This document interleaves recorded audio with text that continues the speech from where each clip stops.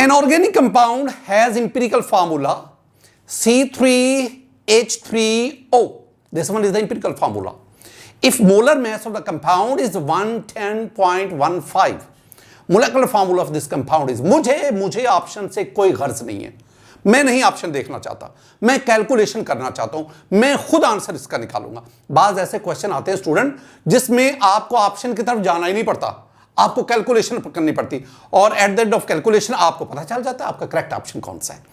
अब इसके लिए ना मेरे पास जो अहम तरीन वो बात जो मैं इस लेक्चर में इतनी दफा करूंगा कि आप कहेंगे सर बस कर दे, मेहरबानी कोई और भी बात कर ले, इतनी दफा मैं रेपिटेशन में जाऊंगा। और वो भला क्या है? वो एक फार्मूला है कि molecular formula MF, molecular formula that is equal to N into empirical formula. ये मैं बार बार लिखूंगा, तब तक लिखूंगा जब तक आप उकता ना जाए या आपके दिल के अंदर ये स्टोर ना हो जाए, तब तक मैं लिखता रहूंगा।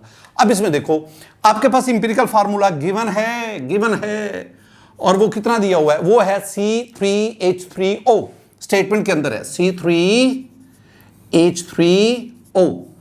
मुझे क्या चाहिए? मुझे n चाहिए। अगर n मिल जाए तो मैं इसे मल्टीप्लाई करूंगा, मेरे पास मोलेकुलर फार्मूला आ जाएगा। अब how to calculate the n के लिए मैं क्या करूंगा? n के लिए मैं करूंगा कि n that is equal to molecular mass दिया हुआ है, मोलेकुलर मास दिया हुआ है, देख लें, आपको पता है ना 110.15, मैं 0.15 को छोड़ो 110 की बात करो, ये 110 आ गया। नीचे क्या है? डिवाइडेड बाय इंपिरिकल फार्मूला मास, ये आपको आना चाहिए। n क्या है? मैं तो बोल रहा हूं ना, n क्या होता है? Molecular mass divided by empirical formula mass. अच्छा, molecular mass that is given in the statement, how to calculate the empirical formula mass? कहां से लाओ भाई? आपके पास इंपिरिकल फार्मूला नहीं है, इससे खुद कैलकुलेट कर लो।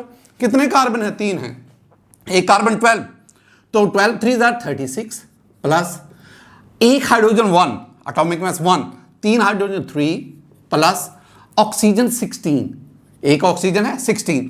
अब इनको ऐड कर लो, जब आप इनको ऐड करेंगे 6 6 12 12 3 15 और 3 1 4 1 5 55 आ गया। इसका मतलब हुआ इंपिरिकल फार्मूला ये है और इससे जो इंपिरिकल फार्मूला मैथ बना वो 55 है। इस इंपिरिकल फार्मूला मैथ को यहां पे लिखो 55।